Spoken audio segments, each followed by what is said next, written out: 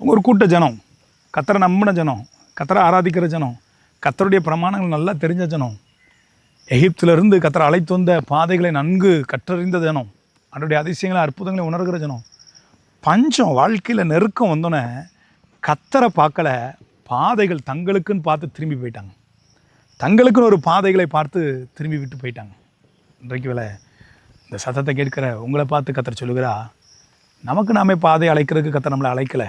ஏன்னா நம்ம இந்த நாளில் தியானித்து கொண்டிருக்கிற வசனம், அன்றியும் அவருடைய தீர்மானத்தின்படி அழைக்கப்பட்டவர்களாய் தேவனிடத்தில் அன்பு கூறுவர்களுக்கு சகலமும் நன்மைக்கு எதுவாக நடக்கிறது. சகலமும் நன்மைக்கு எதுவாக நடக்கிறது என்று சொல்லி நம்ம மனமோன போக்கில் வாழ்கிறதுக்கு கர்த்தர் உங்களை என்னை அழைக்கலை.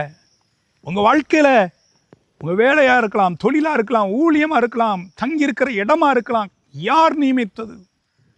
அப்போஸ்தலர் நடவடிக்கைகள் அழகாய் வாசிக்கிறோம், குடியிருப்பின் எல்லைகளை அவர்களுக்கு நியமித்திருக்கணும் என்று சொல்லி. ஏசாயா 32:18 வாசிக்கிறோம், என் ஜனம் சமாதானம் உள்ள தாபரங்களிலும் அமைதியாய் தங்கும் இடங்களிலும் நிலையான வாசஸ்தலங்களும் இருக்கும் என்று சொல்லி. உங்கள் வீடு எப்படி இருக்கிறது? உங்கள் ஸ்தலம் எப்படி இருக்கிறது?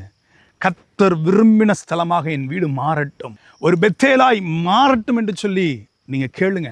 வானத்தின் வாசலாக, அப்பத்தின் வீடாக, சமாதானத்தின் ஸ்தலமாக என் கூடாரம் மாறட்டும் நீங்கள் கேளுங்க. கர்த்தர் அந்த நீங்கள் இருக்கிற இடத்த கர்த்தர் பரிசுத்தமாய் மாற்ற கர்த்தர் போதுமானவராக இருக்கிறார்.